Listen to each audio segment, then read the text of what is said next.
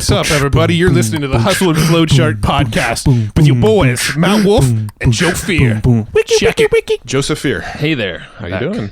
I'm doing very well. Yeah. How about you? I'm doing pretty good. Yeah? We just got done with a good interview. We did, and I'm happy that he's the only guy we chatted with today because we have a clear mind still. We're not so tired like we normally are at the end of podcast days. Yeah. No, this is one of those episodes where we made a special exception to like rearrange schedules to get this guest on. And so we're actually recording this on a non-normal podcast day because we wanted to talk to this person, so much. Not that the other people that we try to book, we don't want to talk to. I'm just not going to put my foot in my mouth anymore. We just really wanted to talk to Kamal, so we rearranged schedules to make this happen. Dang right.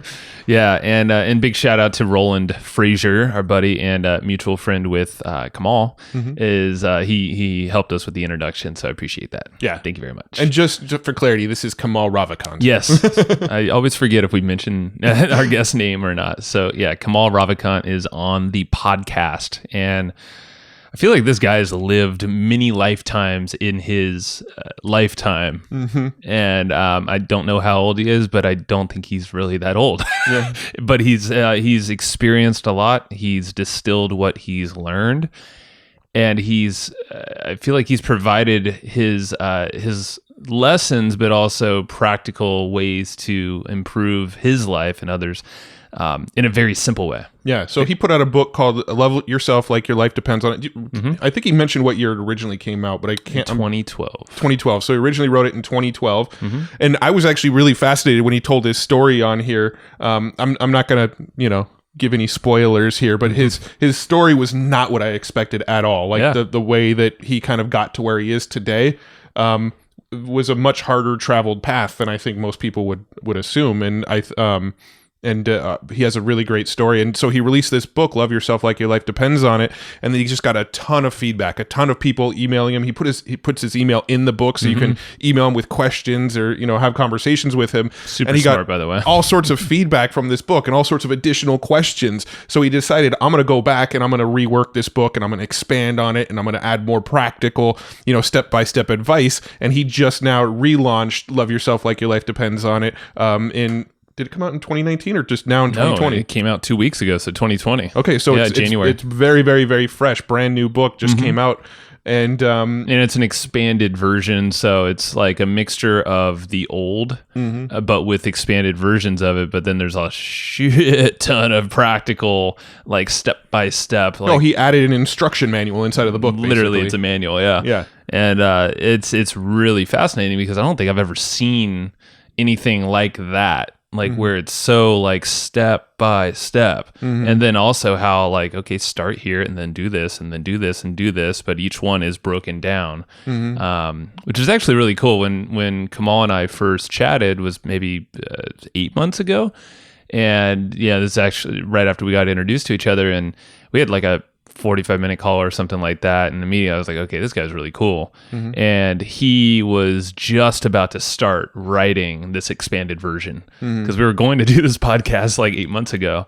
He's like, actually, can we hold off until like January when this goes live, but also after he's like really distilled his experiences and put it on paper because, like that was 2012. And he said in this interview, he's like, I've learned a lot. And then obviously he gets a lot of feedback through people writing him. I mean, I'm sure it's thousands and thousands because there's already, over 3,000-4,000 reviews on just Amazon. Can't even imagine how many people reached out to him. Yeah. And how cool is that for one? The fact that he's like putting an email address, and it's also in the new book too. So, this is just going to even be bigger. Yeah.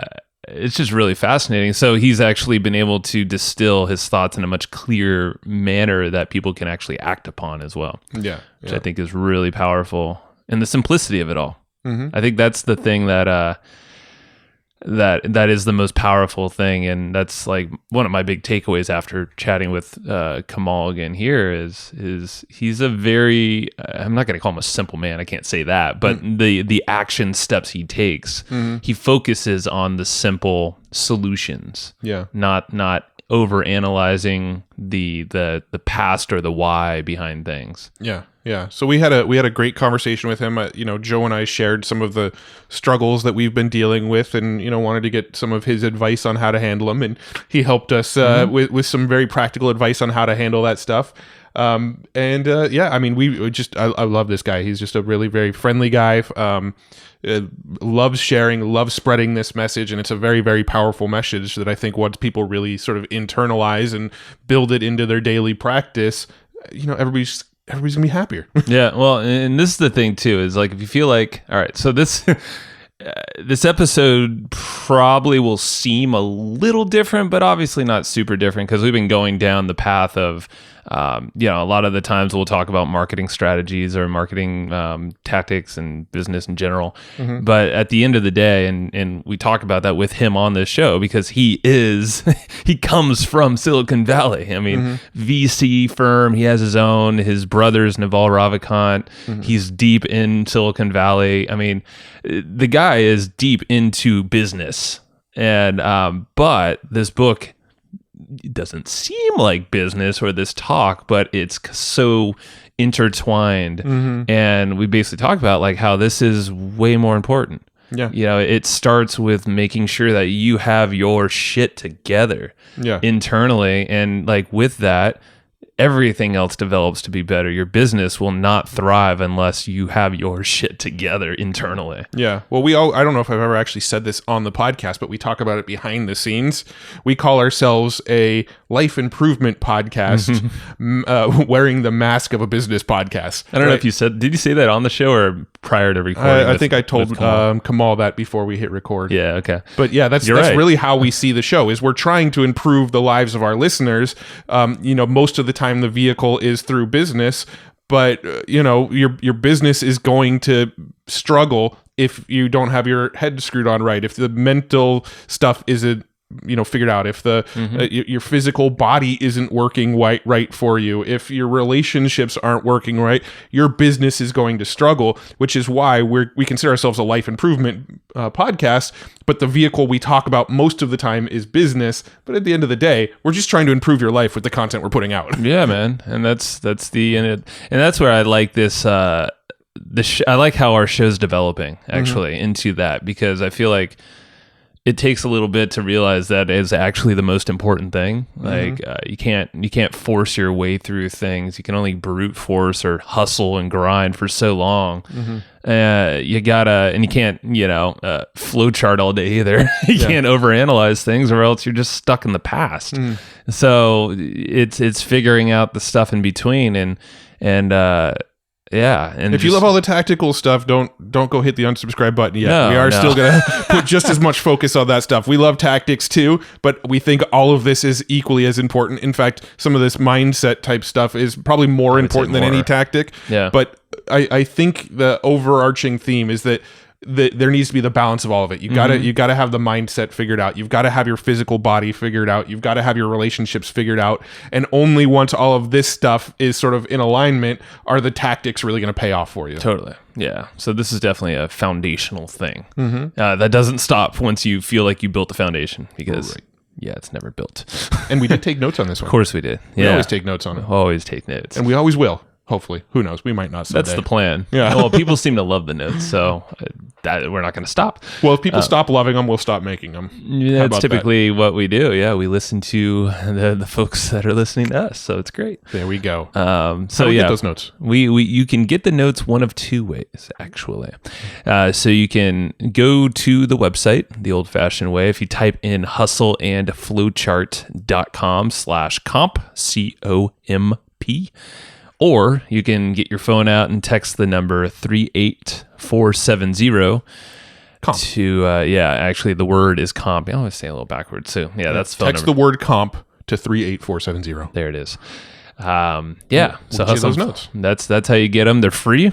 So get them quick. They're free for about 2 weeks. For about 2 weeks from this episode going live. So you can get them for free. hustleandflowchart.com/comp, or texting comp to 38470. And I'll even layer this on there is I'm actually very curious to hear what people think about this episode and how you're going to apply it. I'm going to do something like what Kamal says. Mm-hmm. Email me. I'm curious. So Joe at evergreenprofits.com.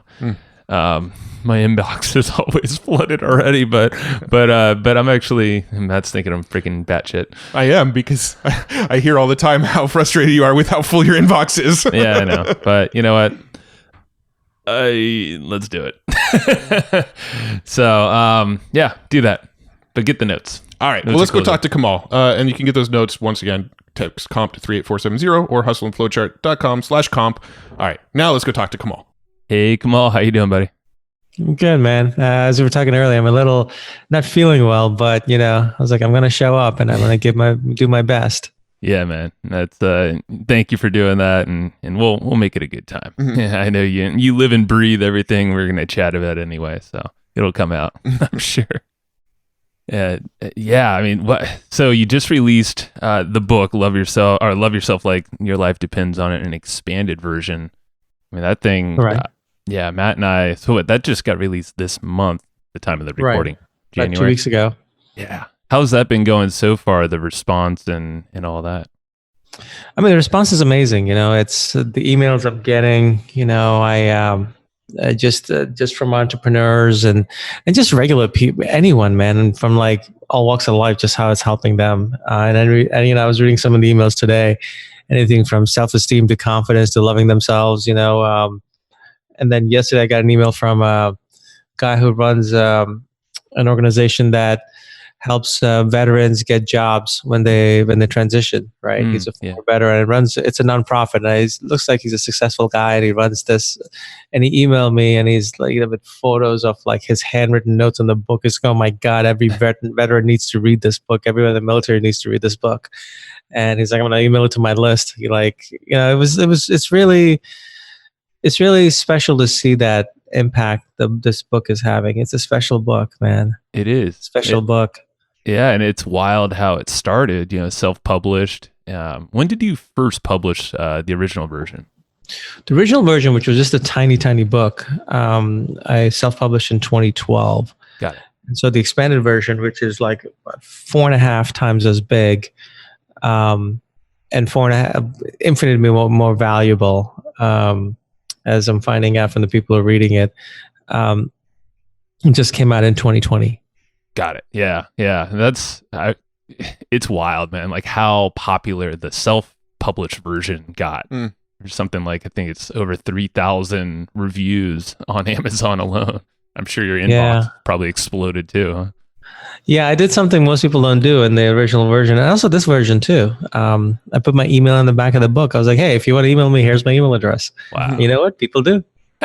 That's so cool. And it's actually you read in everything or most of them. Huh? I don't know if you can get to all of them, huh? I do reply. I do read and reply. Like sometimes, I try to. People are very kind and giving, and also people have. And look, the reason why this expanded version came out is because of those emails. Because, I've God knows how many emails over 7 years. Thousands, tens of thousands of emails. A lot of them just telling me how this book impacted them, and then some of them asking questions. And after a certain amount of years, you start to notice a pattern in the questions. Yeah. Right. And I realized, look, the original version worked, but it didn't go far enough. It didn't go deep enough. And for me to really share the whole thing, I got to go deep. And to make this thing lasting, so someone can take it and make it lasting, I got to go full in. So it's because of the readers. It's because of the emails and questions. The second version exists, is to answer those questions and resolve all of those, the issues that people had. Mm-hmm. Yeah. And that's, we were saying, prior to hitting record here is, we mainly have a business entrepreneur focused show talking about strategies and interesting marketing things. But then we started layering in more of this kind of talking about the stresses of life, anxieties that a lot of entrepreneurs have. And of course, you're one yourself. You're baked into that space as well. And it's interesting the responses we get, and we'll be vulnerable and tell our story. I mean, it's just kind of what we do naturally now on this show. And it's wild to know that thousands of folks are on the other end just listening, and they write in because we give our emails as well. And so these are the topics that we're finding impact the most as well. Well, look, I had dinner last night with a buddy of mine who's a former Navy SEAL sniper, right? Impressive, right? You don't get to be a sniper in the Navy SEALs unless, you're top of the, pretty badass, right? Sure. And he's been in combat and all that. And he said and he's built a successful media business, after he got out. And he told me this is way harder than anything in the SEALs. Oh, wow. Mentally. Mentally, he says, because you're challenged every day. You don't have the support system you do in the military and like the training and all that. You just like figuring this stuff out every day. And he's got the mindset of a SEAL. I mean, dude's pretty badass, right? Yeah. It's kind of interesting. It tells you a lot. Like entrepreneurship challenges you in a way that most of us aren't trained to be challenged, and it challenges you every day. It's just a series of, often feels like just a series of making mistakes and fixing them every day. That's true. It does take a toll on one, and one has to take care of themselves in the process.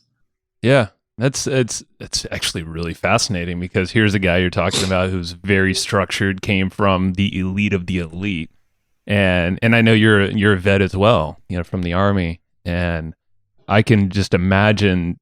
I mean, we're not veterans and we haven't served, but yeah, as an entrepreneur, without a support group, especially, or if you're going in with a team, even if you have one, if you're a leader, you are kind of just figuring it out. There's not, you're accountable, but mainly you're kind of accountable to yourself.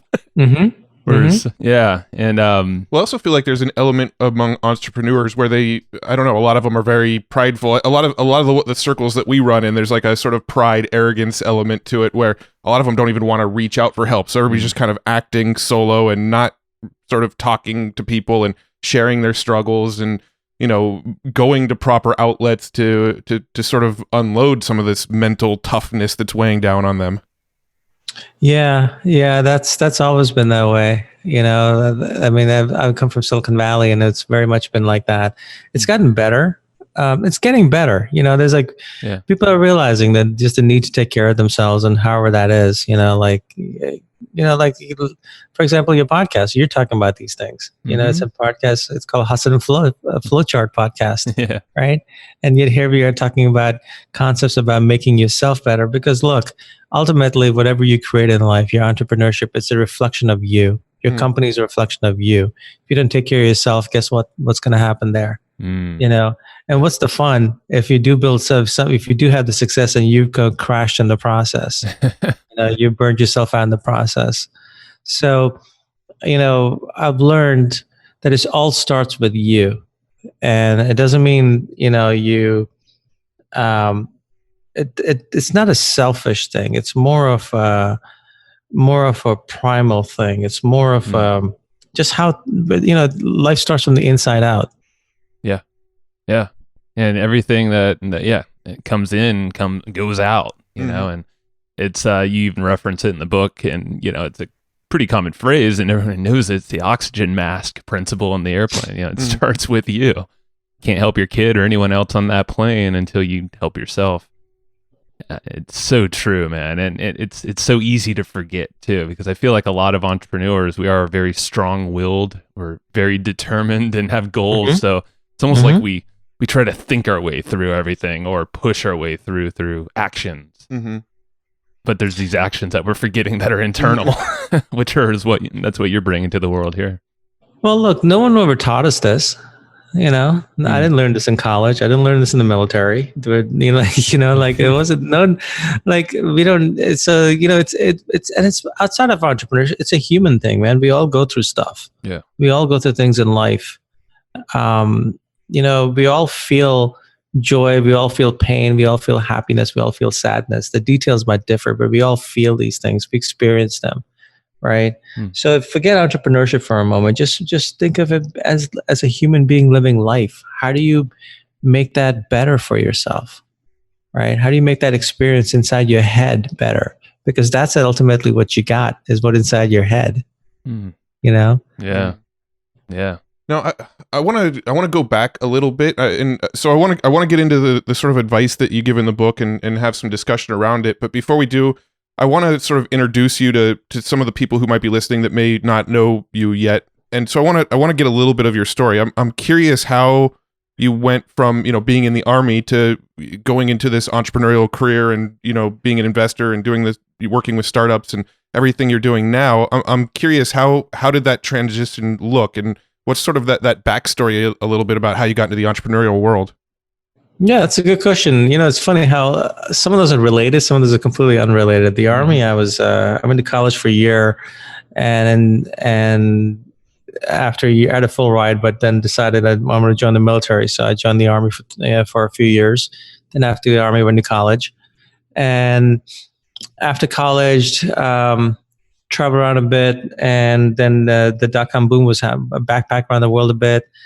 The dot-com boom was happening, and I moved up to Silicon Valley and started building startups, and found that I was quite good at it, because I'm interested in too many things, which I used to think was my weakness. Yeah. And then because if you want to do a career or something, you got to be interested in one thing, a career. Like go get a job kind of thing, right? Yeah. But what I realized when I started doing startup world was I was perfect for it, because I could, because you're doing 30 things at a time. And so I did well at it. And then, at the same time, while I was building startups, I was also teaching myself to write. I wanted to be a writer of literary fiction. So I was just teaching myself and studying creative writing obsessively. Yeah. And here's the interesting thing, I was collecting rejection letters for my manuscripts, which got better and better, and until they became in-person meetings and phone calls and stuff. But so I trained myself to be a better and better writer while I was building startups. And then the last company I built, which I self-funded from all the money I made over the years, and after about 4 years, the whole thing blew up and I lost everything. And I kind of blew up with it. I kind of came apart. And it was in that moment of darkness where I had nothing left to want to go on. I made a decision that I was going to get out of it.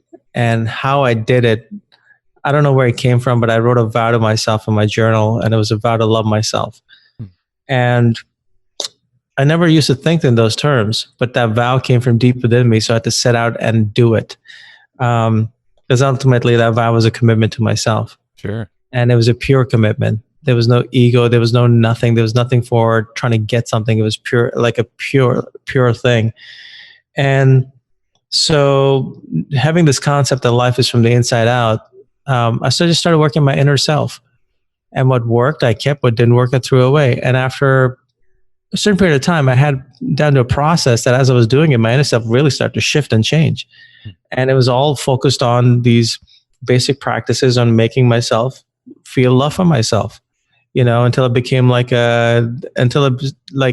became a natural thing. Because, the thing in neuroscience, neurons that fire together, wire together. That's right. If you want to just go to basic physiology, that's just how the brain works. So you're creating these deep mental patterns that just start running on their own, and started your thoughts and your emotions and your life literally springs out of there. And so now I had lost everything, and I was living off credit cards, and I was sharing with some friends what I'd done and how it helped me, and it really helped them. And so they convinced me to write it down. So all those years of training to be a literary fiction writer, I wrote down this little simple book, just to share what I'd done, because I knew it was powerful, and it was changing lives of the people I had shared it with. And because I made a commitment to a friend of mine, I self-published it on Amazon, and I was terrified. I was like, who the hell am I? I lost all my money. I lost investors' money, and here I'm writing a book about, yay, I'm loving myself. Look at me, Yeah. And that book went viral. It took off. It just went viral. Literally, I put my email address in the book, and God, did I get emails. It was insane. It was amazing. It was life-changing. And that little book started paying my bills, started paying my rent. And that allowed me to step back and say, okay, what do I want to do next? And I didn't want to build another company anymore. But next problem I wanted to solve was, I'd had investors that were great investors, and I'd had investors that was really bad investors. And bad investors can make your life hell. You know, there's really, I tell people, like, look, be careful who you take money from. You know, check them out, vet them with other entrepreneurs. You know, everyone will support you when you're doing well, but when you're going down, you want the ones who live and support you when you're going down, because it's a roller coaster journey in entrepreneurship, right? Yeah, and I know you, you and Roland Frazier are buddies, and you're on his show, and I heard it's really a human level when it comes to investing. And that's how it seems like you vet almost everyone out, but especially in business. Is that right? Yeah, I mean, Roland is brilliant, one of the most brilliant human beings I've ever met. I love Roland. Yeah. But yeah, so like, you know, I was like, I'm going to start a fund, and it's going to be run by a former CEO. So like, you know, when I talk to entrepreneurs who are pitching, I'm like, don't pitch me, man. Just talk me CEO to CEO. What are you building? What are you doing? I just want to know, you know, why do you think you'll pull it off? What's the challenges? You know, just a conversation. And you bet on people. Yeah. So I built a fund, a venture fund, capital firm. You know, being an entrepreneur, I built my own. And it's done quite well. And you know, so now I invest in startups and write these books. And that's kind of been the journey so far. Yeah, and you've written quite a bit of books too. I know Rebirth is one I've read as well, and completely different style book, of course. Yeah, it's a novel. You know, so I went back to some of my other writing training. But you know, I want to write about the human condition, but not just, hey, look at the human condition. But my goal is everything you read of mine, if you read, by the time you're done, you're better. And you know what? That's because I learned that by with publishing Love Yourself, right? Like, so many people have emailed me about how their lives have changed. I've got emails from people who told me stop them from committing suicide. You know, like, the book has helped me. You know, I read it at tough times. You know, you know, the expanded version, like in writing it made me better, you know, because it really made me sit down and figure out what are the things that I've been holding back on and this stuff that I need to be living and doing and sharing. Right. Do you think your writing process really derived from a deeper understanding of yourself and then just humans in general? Well, yeah, ultimately you write what you know. Yeah. Right. Well, actually, like, let me take that back. I'm not a fan of most self-help, because most self-help books I come across are written almost from a place of theory. Right. You know, like, we all know, like, hey, yeah, go love yourself. Great. Okay, I will. You know, hey, go. It's like, but how? Tell me how. Look, that's where my entrepreneurship background, startup background comes in. I want practical. Yeah. I don't want platitudes. I don't want theory. You know, okay, tell me the nature of reality. That's great. But show me how to make it practical for me. I'm literally, right? So what made this book different is it's actually insanely practical, right? It is. Yeah. And that's what I was able to pull off. And that's, I think, what makes it special and makes it spread. And it's one man's journey, but it's a human journey, right? So it's like, if I can do it, anyone else can, because the mind is the mind. You know? We're not that far different from each other. Yeah. Everyone's got a monkey inside, you know? So it's a guiding the monkey. It's taming the monkey, you know? Yeah. And I show how I did it using this concept of self-love. And that's what's interesting is and this is what's, there's obviously, this does not diminish the amazing comments, but I've read, the different reviews, and there's some YouTube video comments, and they're like, oh, it's just so simple. This is the concept. Love yourself. It's like, yes, it is a simple concept, but I feel like a lot of people will just discount it, or at least it seems like they do. But it's so much deeper than that. And it's like, okay, well, are you truly doing it? Are you truly feeling it? Are you doing it on a daily basis, multiple times a day? It just feels like, do you see maybe sometime, I don't know how to best put it, but maybe some people just need to see a different angle, or because there's a lot of folks that seem to discount such a simple concept, but like we all know, it's not super simple at the same time. Well, look, man, it's not my job to change everyone. True. It's not my job to force someone to read my book. Right. The book finds itself to the people who need it. Right. My job is to create the very best damn book I can that really is so practical and so valuable to whoever reads it that it'll change them. That's my job. Yeah. And so now some of these comments and reviews are for the original book, and some of them are valid because I didn't go deep enough. Okay. So, I do listen to criticism as well, because you learn from it. Sure. And so, but the fundamental practice and the basics are simple. Like the best things in life are simple. The best design is simple. The best anything is simple. When you simplify is when you get to the essence of something. It's like if you complicate it, you're hiding. If you're using big words, that's fear. Ooh. You make something simple so it's understandable and doable by anyone. That's actually the best thing you can do. Sure. Yeah.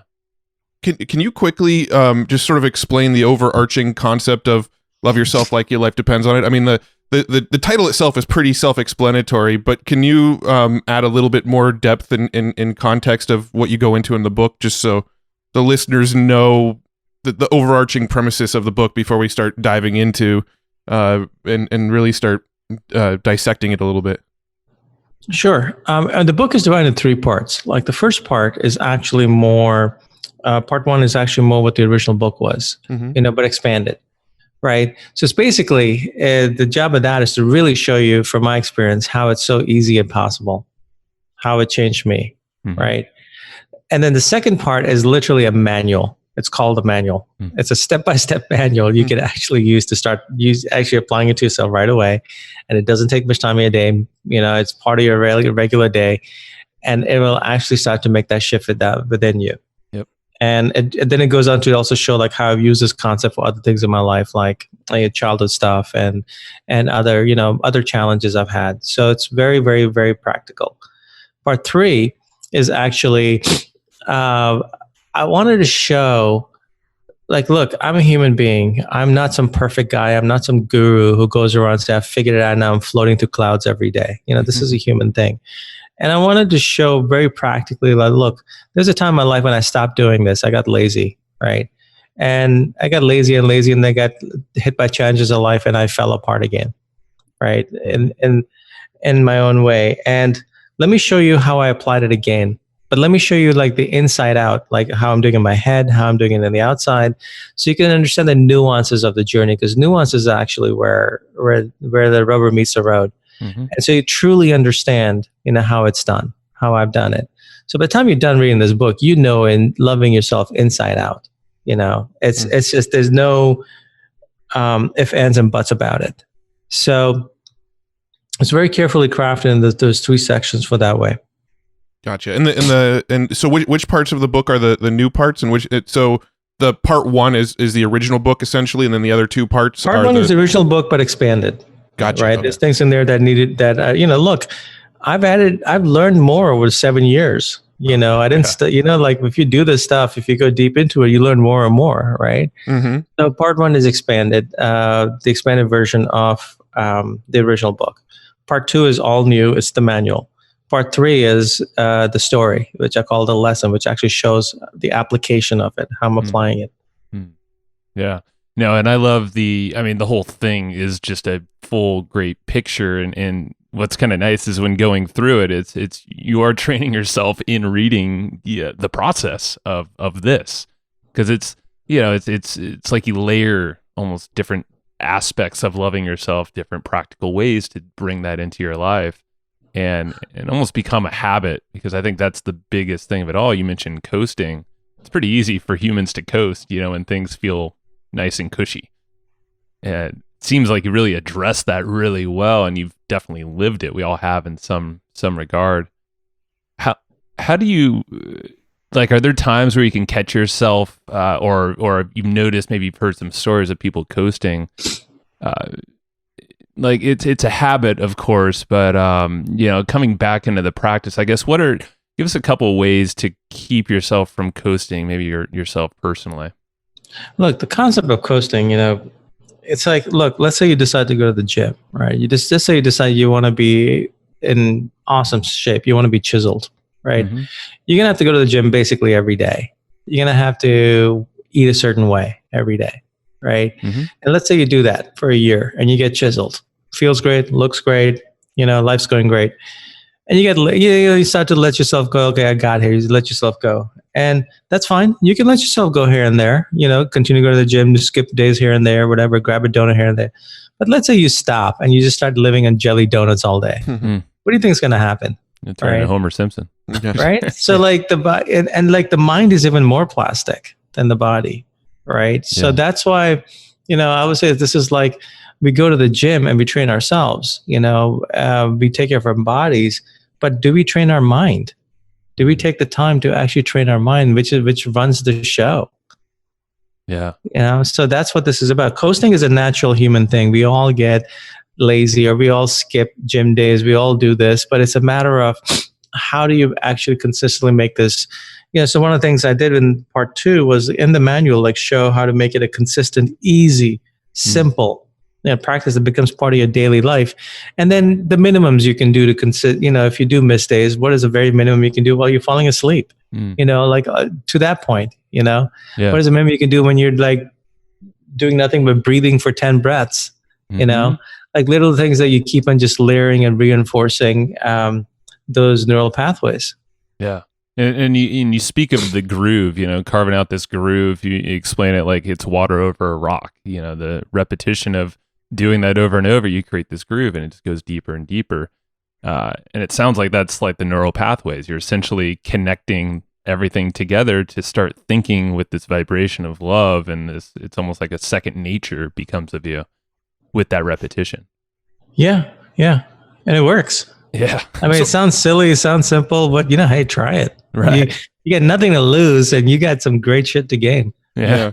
No, so I'll speak from my own experience. When I read the first edition of the book, there was some practical advice in there. The mantras and the looking in the mirror and a lot of that kind of stuff. There was actionable stuff, and I know the new version has the manual, but from my experience, I read the book and I was really pumped up on it. And I was really excited about it. And I'd say for, maybe a week and a half every day, I was kind of repeating the mantra in the mirror, looking at myself. And then next thing I knew, I was doing it kind of every other day. And then it was like every third day I'd remember to do it. And then, here we are several months after I read the book, and I'm thinking back to the last time I did it. And I can't even remember the last time I kind of repeated the mantra to myself in the mirror. So I'm kind of curious, what sort of advice do you give to make sure you sort of lock it in as a consistent habit? Okay. First, I'd like to address the word mantra. I don't like that word. Okay. I never use that word because mantra is just like a vain repetition of something, right? So I'm going to great detail in this book to actually explain how to do it, the nuances, right? And it involves it involves breath, it involves feeling, it involves the concept of bringing light into yourself. So it becomes an all-encompassing thing. So it's way more than a mantra because you're really layering this in with your senses. You're layering this in with your feeling. You're layering this in with your breath. Like when you do that, you're basically using all parts. Now that I think about it, I've never said this, but you're activating way more parts of your brain, and you're going to have way more neural connections on this. Now, as far as not falling off the wagon, which is why I wrote the manual. It's a step-by-step process, including like how to write your vow, how to forgive yourself to start when you start, because you got to forgive yourself first. And the process I do, and it's a very beautiful, simple process. And people email me how it's really changed them by doing that. And then you do this practice, and I lay out the practice and exactly step-by-step daily how to do it, And then in the part 3, you would see how I apply it, right? And how I apply it when I'm not doing well, or how I apply it when I am doing well, so you get the whole picture of how to actually keep it consistent. Right. Gotcha. Now, it's very hard to tell people in a sentence or a brief conversation, hey, just be consistent, because that just is platitudes, right? Which is why I took the time. I spent about a year working on this version to get it right, so that they have it in front of them. They can access it anytime. Yeah, and we all have our own ways we could track ourselves. I think you even mentioned a calendar, putting a calendar in your office or room or wherever it looks good, and just putting a big old X, once you do your 10 breaths multiple times a day, look in the mirror, the meditation, I know you do that. You pair that up with music, and again, since all your senses are kind of combined, you're thinking not mantra, you're thinking the word, the I love myself, and kind of just letting go what doesn't serve. Through breathing and then audible listening to a song and then ingraining that into your being, basically. What you said earlier is forgiving yourself. That's where it starts. And, going to me now it's interesting because I totally forgot this part of the book when I first read it. But, on New Year's, I did a very similar practice where I wrote down everything that doesn't serve me, things that I don't want in my being, and I burnt it. I threw it in bonfire in a backyard on New Year's Eve. And it's interesting, but just that act alone, and I took a picture of it because I wanted to remember actually what I wrote too, just to make sure. Maybe I should just delete that though and actually let that go too. But it's interesting. Like there was an immediate lightness, I just felt lighter. Anxiousness went away. I mean, I had some pretty big stuff on there, like my dad passing away from suicide, my baby coming into the world, but bringing in a lot more joy, but of course, stress into the life because there's a whole new human that we're caring for now. So can you talk about the forgiveness a bit in your perspective? Because it's very powerful. Sure, I think you've done it beautifully. Nice. Yeah. It's very similar. I mean, beautifully. Yeah. Thank you. Yeah. It's and there's so many versions to it. I know you say you can chuck it into the ocean like a ball of paper. I think you said on Aubrey Marcus's podcast, you throw it down to garbage disposal, whatever it is, man. It's metaphorical, it's the feeling, it's the intention. Sure. Yeah. That's what matters. Yeah. It's wild, man. Like because I think I even told you that, Matt. I was like, wow, it's been like 2 weeks since I did that. And I'm like, I'm not anxious. Like it was just, and I didn't even layer anything else in there. It was just burning what doesn't serve. So, and like you say, it starts with forgiveness, and then it's the vow to ourselves. Can you talk a little bit more about that part? Because I think that's super powerful. Yeah, it's about, look, you got to, to do anything great in life, you got to commit to it. When you're building a business, you got to commit to it. Yeah. You don't do it half-ass. You do half-ass, you get half-ass results. And this thing, if you're going to go for loving yourself, commit to it, go all in, and it's not going to be bad for you. So that's why I'm a big believer in committing to things that are good for you on the inside. And so I walk you through how I do mine and how you can do yours and how I apply it. It's very simple, but it's the simple power of commitment to the self. And a vow is a beautiful way to commit to yourself. Mm-hmm. Yeah, it's a good reminder. It's something that I'm sure would keep you from falling off the bandwagon. Whatever that vow looks like, even if it's practically, you could put it on your wall, you put it as your desktop or your computer, your phone, whatever it might be. Yeah, or if you fall off the wagon, it brings you back. It's basically vision.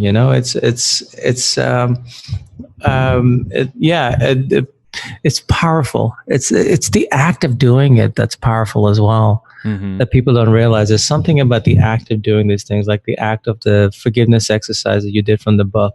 Yeah. There's something powerful in the act of doing it. It's one thing in theory, it's another thing, and when it's done, you feel it. Mm-hmm. And there's a lot of us with, this is where I just experienced it a little bit last night, but there's these mental loops, and it's past memories that bring stress. The future is mainly anxiety if you're forward looking that way, but I was thinking about my dad, for instance, last night, and then just I had that kind of feeling, like almost like cringing, but it was that I identified it as, this is a mental loop. This is not serving me in this regard. I got to flip it. Like this term I've been using for myself throughout my whole experience last few months is flip the coin. Like just there's another side to everything. It's like what you say, light and darkness.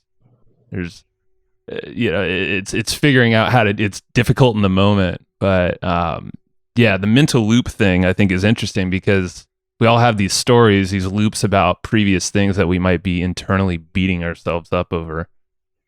But it seems go ahead. No, I was agreeing with you. It's a very human thing, man. Yeah. And with the groove, it seems like, just getting that repetition, the more you just do it, even if you fall off a little bit, I feel like that groove sticks around with you in some regard. It's not going to fill totally up, Mm-hmm. Mm-hmm. Yeah. Yeah, that's what's kind of cool. I guess you can't beat yourself up even over falling off, huh? You're just like, hey, I established this nice like repetition, this groove. Just hop right back into it. Kind of like a muscle memory thing where it's easier It to comes get back back into easier. it. It comes back easier and faster. You know, Totally. you laid down a very specific path in your brain.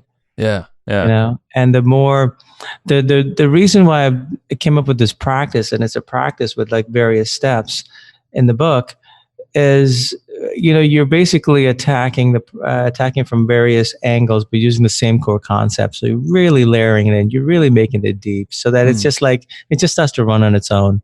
That's the whole point of this. Yeah. And I do the practice every day, and like I have tough days. I'm a human being. I have challenges, and there's times in my life where this practice has saved me, and there's times in my life where this practice has just completely made my life zing. It's like, but I'll tell you, man, it sure beats the alternative. That's the alternative, like the mind just doing its monkey show. Well, that's what's wild is I don't know if you have any insights around this, but it seems like a lot of folks just, at least for myself, you default to more of the darkness or the past or the stressors or the things like, I should have done this, or why didn't it shape up like this, rather than the love initially. Do you have any thoughts around that? I don't know why. And I remember thinking about this when I was writing the book, because I was trying to figure it out. And then I realized, and actually wrote this, I really don't care. What I care about is the solution. It's like, I think I even wrote this, like I said, like if you're on fire, you don't care about the nature of combustion. You don't need to lecture the nature of combustion. You want water. Yeah. So I just care about what's practical, what works. Really, I get kind of annoyed getting lost. I mean, I find theory interesting, because I like to just figure out what life is about. But eventually it comes down to, okay, how is this going to make my life better? How is this going to make me better? Get me to that. Yeah, I think that comes from being a builder, I think that comes from our entrepreneurship mindset, like, how do I make this practical? How do I make this work? You're solution based, yeah, and you're keeping it simple too. You're not focused on the why so much, but more of the solution. Like, okay, it's like, okay, we're here. What do we do now? Right. Yeah. Yeah.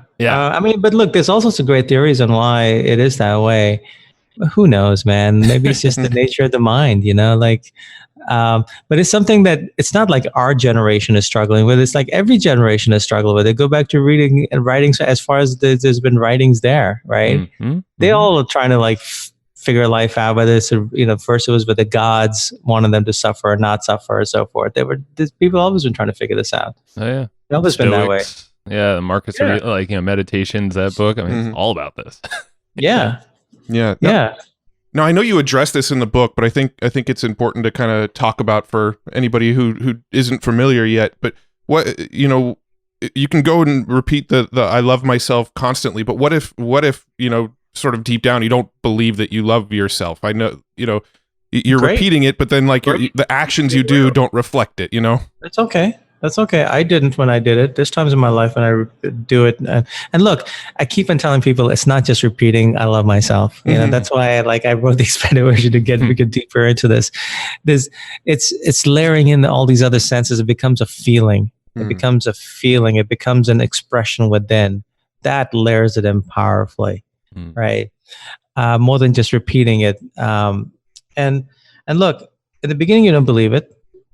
Sometimes when I'm still doing, I'm like, there's part of me that fights it, but I've learned by now, like what is real and what is not. And it's okay if you don't believe it. It's like the mind's going to rebel anything new that challenges what it's, the ego is going to challenge anything that challenges it. Right. And all you just keep on just putting in the pathway, and you know what, the pathway starts running the show, and you do believe it. Right. I think some of the struggle I've had in the past was, not making it sort of a multi-sensory experience. I think I was seeing it as a mantra that I was just repeating in my head, and I wasn't going that extra distance to really ingrain it and really sort of embody it with other senses. And I think that's probably why I fell off the wagon.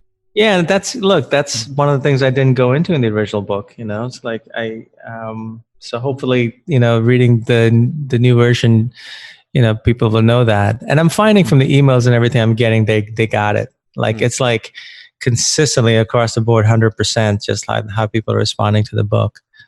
But yeah, so like, by the way, just a repetition of the words will work because look, it'll stop the other thoughts, right? It'll train this your mind to do this other thought.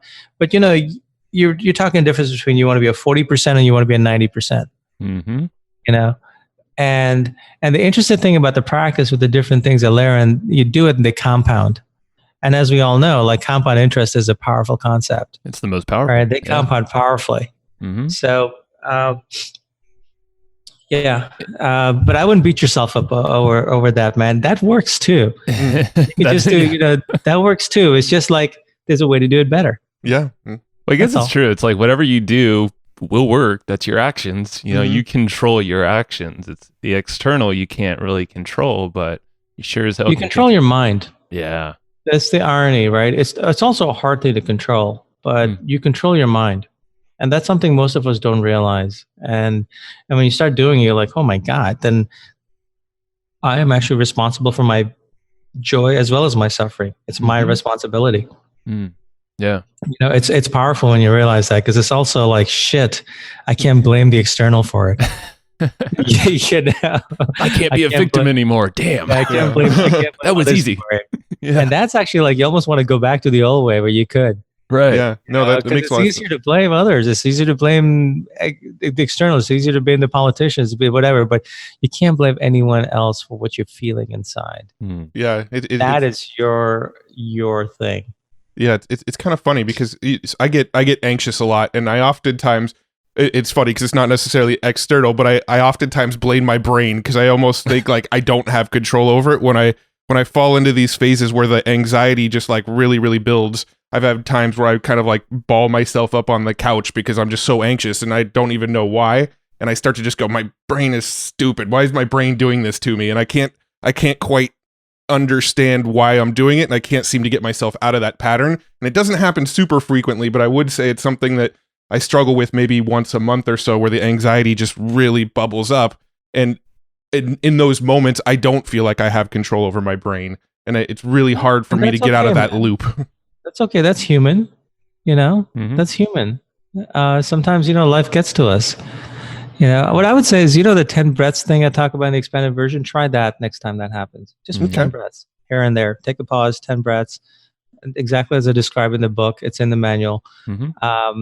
And then maybe a couple of minutes later, 10 minutes later, just another 10 breaths. You got to be breathing anyway, right? Just do how I say how to do it and see how that shifts you.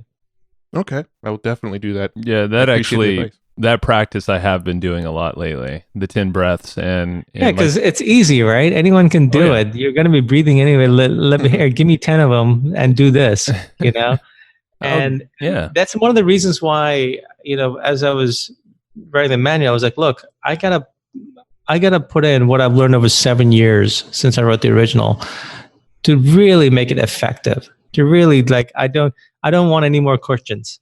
I just want, you know what I mean? Like I've seen the cushions. I know what people are struggling with. Let me give them the answer so that it's like, this is the soup to nuts, Yeah. And the 10 breaths is really powerful.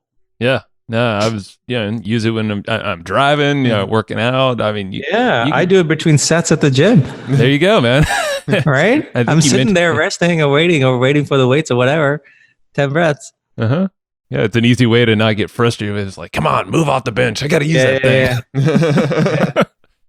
Yeah, man. And I think you even use that. I think you mentioned is before you go on stage, go speak, any kind of build up of an event, it gets you out of your head and it grounds you, centers you, and brings you into literally feeling love for yourself.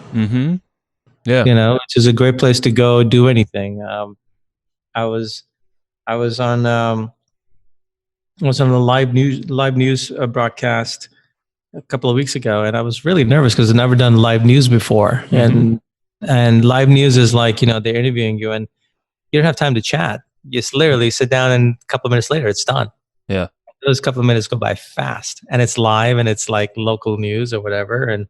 and it was in New York. It was a big station, and I almost canceled. I was so nervous, Oh. because I didn't want to have I'm not a talking points guy, so I didn't want to have like talking points that I rattle off no matter what they ask. I want to be present. Sure. For example, like I told you, I wasn't feeling well at the beginning of this, but I was like, okay, I'm going to show up and I'm going to give you what I got. And I hope it's good enough. It's doing great, man. Yeah. Thank you. Yeah. I hope people listening are getting, good stuff out of it. Yeah. But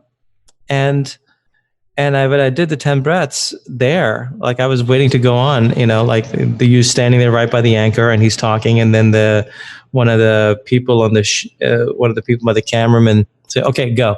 That's what I was doing. Rather than sitting there and get nervous, or rather than stand there and like think about what I should say or whatever, you start to go on autopilot with this stuff. And you know what? You're just present. You're there. You're feeling good. And then bam, you go on. That's a good place to go on from. Oh my God. Yeah. There's nowhere better. Yeah. Well, that's, and I'm sure it shaped up to be a pretty dang good interview, huh? Did you feel good afterwards at least?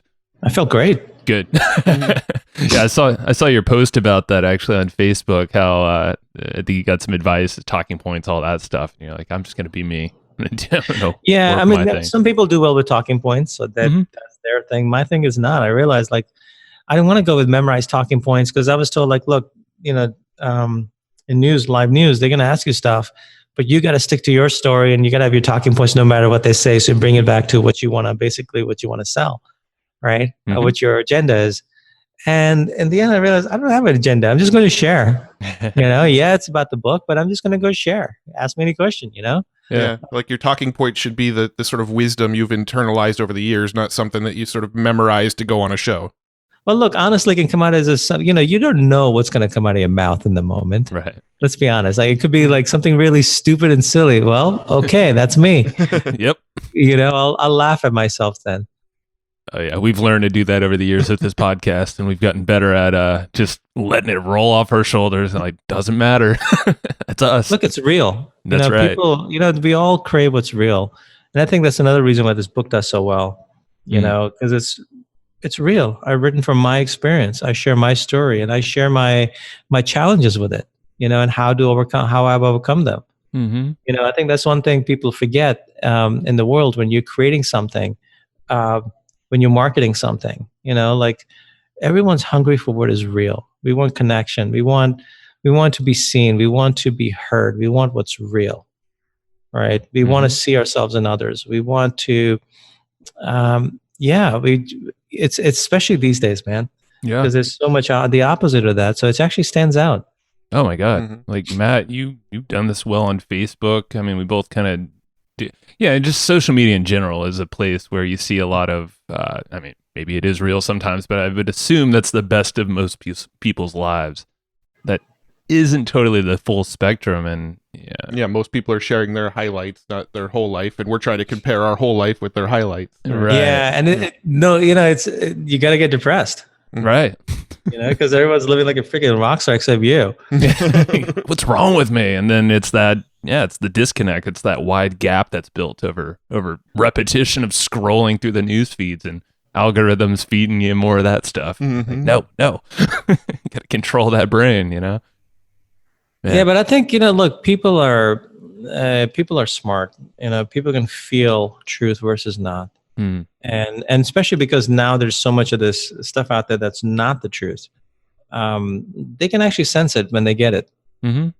Yeah. So I think that's a great opportunity for anyone building anything, like speak from when you're sharing your product or your service or whatever, you're selling something. If you come at it from a place of truth and sincerity of what you believe in, watch your conversion go up. And it's better than anything else you could have done. Yeah. Yeah, it's whatever gets you into, this practice. It could be a personal thing, or it could just be, like you said, conversion rate of like from a sales message that you're putting out there. It's like, well, I guarantee if you're starting to love yourself and get into that, you're like softening your ego, because that's, rigid ego can lead you in some bad directions or say things that are not quite true. I'm sure sales, if that's the intention, cool, but work on yourself first doing this kind of stuff. Something gonna hurt you. Yeah, hell no. It's gonna feel great. So now that this is released, and I'm sure you're busy just, spreading the word. Where do you see yourself headed after this? It sounds like, I doubt you're done on this journey of even exploring more about loving yourself, but where do you see this going for yourself? That's a great question. I honestly don't know. I've been asking myself the same, and I honestly don't know. That's the beauty of life, right? Yeah, I'll find out. Yeah, that's awesome. Well, that's. I don't know do you mind talking about what you went through in October a little bit? A little bit, briefly. One of the reasons I'm not feeling well is because I basically almost died pretty messily in October. It was a complete freak accident from a surgery I had, and the next day there was a complication, and I bled to death, and they had to do emergency surgery to save me, and not a fun experience. I wouldn't recommend it. No. I'm still recovering from it, Yeah. And the fact that you can push on, did a lot of the practices, and this is the reason why I brought it up, is, a lot of these things, were you able to use a lot of these? Oh God, yeah. I was like that. I think that's what kept me going through. It was a really hard, challenging time. Sure. Probably the hardest thing I've gone through in my life. Yeah. It wasn't easy. I'll be honest. At times, pain can really grind you down. Did that experience, did it shift any of your perspectives, or did it only kind of solidify the perspectives that you'd already built for yourself? I'm solidifying, man. Yeah. In fact, I'm I've been doing this even deeper, because I didn't want this to leave like a lasting negative effect on me. That was another thing, because I know I'll recover and I'll come out of it, but I don't want it to be like a negative drag on me either. Right. And it's hard when you're in pain, because pain can really, my heart really goes out to people who live with chronic pain. I understand now what it can do to you. But because the pain can drag you down, then your mind goes down. Right. So like, I was actually talking to my brother the other day. I was like, yeah, man, I had like these 4 days of intense pain, and look, I had to work on my mind, because like, otherwise you just kind of like otherwise the mind just goes down. You start getting, so if anything, it's just shown me the importance of doing this. Like, look, this stuff is literally life changing, but it's also life improving, and sometimes just keeping you afloat. It's a fundamental thing. Loving ourselves is something we all need. We're all wired for. That's the irony. We're wired for it. And it's the thing that we crave the most. And ironically, often it's the thing we give ourselves the least. I've been guilty of it, so I know. I come from there. Yeah. No, that's really cool to hear that, and that's kind of brought it up partially because of my father. I've talked about it on this podcast before, but him committing suicide, and that was early October. Had a baby on Halloween, at the end of that month, but 100% he was struggling, and obviously I don't know exactly what, never will. But again, there's so many folks out there that whatever the circumstances are, they've just amounted so far where the mind goes. It's just not, maybe it's a spontaneous, I'm sure typically those things are spontaneous, but yeah, it's wild. It's hard, man. My heart goes out to him, man. My heart goes out to you. Like, thank you. It's like, the human journey, it's so nuanced. And I think that's that's why it's important it's like, you don't want to start working out when you need it. You want to consistently be working out so you don't need it. Right. You want to eat healthy so you don't need it. Like, you don't, because now when you're 300 pounds and you're diabetic and have heart disease. Right. So you want to be working out consistently, you'll never get there. Same thing here. Right. So if you do this, you're less likely to go off the rails. Yep. Or if you're there, use this to get off the, to get your mind in shape. Look, by the way, this is not an alternative for any kind of therapy or medication or whatever, right? I'm not a therapist, nor do I want to be one.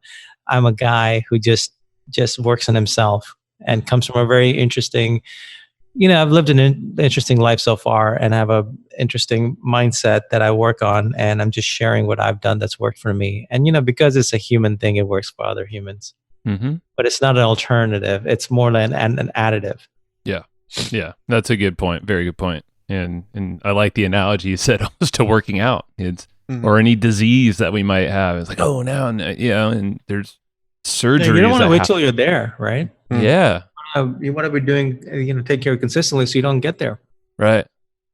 Yeah. So but if you're there, then do it to get out of there. Mm-hmm. We all have insurance to prevent loss. This is an insurance policy that you can start paying into now.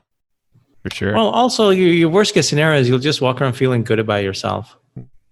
Yeah. That's not so bad. It's pretty good. And it's that ripple effect, for the rest of the world. That's a good thing. Man, that's, I'm happy with what I've covered. Yeah, we covered a lot of ground, I think.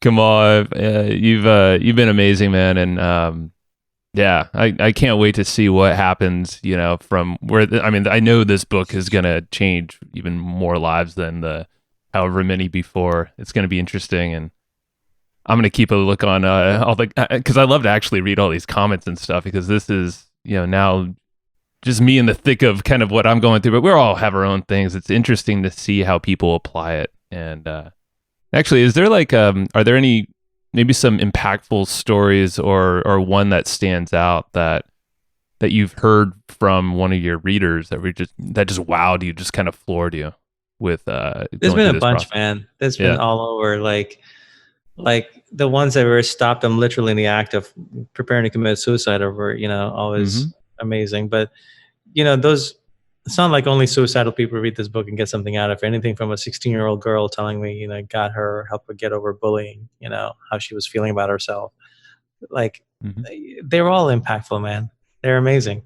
Yeah. Absolutely amazing. Sometimes I'll hear from people, I'm like, wow, this is an impressive person. And they'll share me their struggle and how this book has helped them. And it kind of just reinforces how we're all human beings, Yeah. We think, the other person's got it figured out. They got it all, but you don't know what's going on inside there. Mm-hmm. Yeah. Well, this is, it inspires me as well. Just the fact that this is your own experience, and you started off with it's almost like a micro test with the self-publish. Not like you probably had the foresight that you were going to actually publish this on a big legit publisher later on. Because I've always felt, through this experience and, kind of the light and dark flip the coin kind of thing, I'm like, I feel like there's a book in me. I just don't know how yet, but I'm starting to just at least put my thoughts down. So I just want to give you props on that. You are inspiring me to do that and put that out into the world. People have actually asked for it already too. Good. Maybe I'll follow up on that. Get some. But in terms of you being, you're a writer, what kind of books do you consume, or maybe a couple that you think are just like, these are the ones that I love to recommend to the people I love? I actually like, it's funny, I was talking about two books today that really impacted me, very simple fables. One's called The Alchemist, and then there's The Little Prince.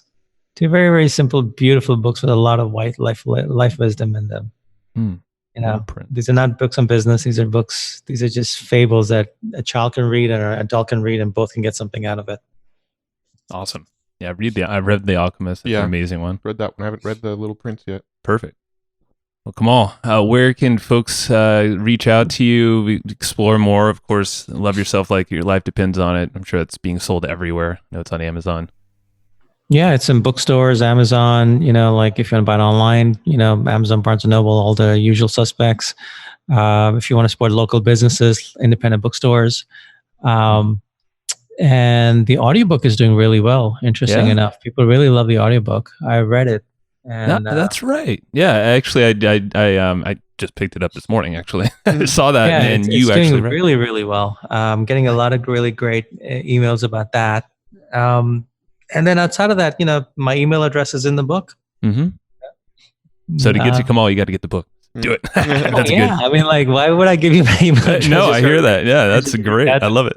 I give it to my readers. It's a connection with people who are actually reading my work. Yeah, perfect. Perfect. Yeah, that sounds great, man. Well, I appreciate your time and for showing up today too. I know you're not feeling great, but hey, this was an amazing time with you. Thank you. All right, man. Have a good one. Hey. Thank you for listening to that episode. This is Joe Fier. I'm sure you probably already knew that. And Matt is not here right now, but I'm pretty sure he enjoyed the episode just as much as you and I did, because, he went into the production of kind of making that thing right along with me. So thank you very much. And I want to give a quick shout out to our buddies over at Easy Webinar. These guys have been supporting us for a while, a long time. And Casey Zeman is just a super good guy all around. He's actually been on the show before. He's the founder of Easy Webinar. So if you look up Casey Zeman on any podcast platform you're listening to, go check him out. Go check out his backstory, what he's all about. You can learn a lot about webinars as well. And right now, Easy Webinar, these guys are actually hooking you up with a great trial. It's a completely free trial to test out their software, soup to nuts, check it all out and see if it's a good fit for you. If you go to easywebinar.com/hustle, that's HUSTLE, if you didn't know how to spell hustle, there you go. So if you go to easywebinar.com/hustle, you can go grab a free trial. And Easy Webinar literally lives up to its name. It's super simple. Super easy. And it does all the stuff that you're looking for in any kind of thing with webinars. They literally cover every single type of webinar you possibly can do. So from live to automated to scheduled at specific times and all these crazy features in between. Can't even list them all out. I'll be here way too long. They give you a ton of advanced analytics, what's working, what's not during your webinar based off all these actions. You'll see who attended, how long they stayed, if they clicked the offer or if they didn't. Basically, you're going to make more money and you're going to work less with this thing, and you're going to create better relationships with the folks that are listening because it's a good experience. You want to give that good experience along with some great content, of course, and a killer offer if that's what you got for them. So go try it out yourself. Go check out easywebinar.com/hustle. That's easywebinar.com/hustle. Alrighty. So that is the end of this episode. Thank you so much for listening to this episode, enjoying it. Hopefully you did. I'm pretty sure you did if you lasted this long. And go check out Easy Webinar when you get the chance, and we will talk to you next time. Bye-bye. Thanks, everybody, for listening to this episode of the Hustle and Flowchart podcast. Before taking the time to listen, we want to give you something a little bit special. Every single episode that we do, we actually have somebody on our team take notes. We basically have a Cliff's Notes version of every episode where you can go and find all of the tips and tactics that they laid out, all of the resources that they laid out, all the good stuff from this episode. We actually have a nice simple notes version that you can find on our website. So go to evergreenprofits.com, find this episode that you just listened to, and give us your email address and we'll send you the notes. Thanks for listening. Go get it.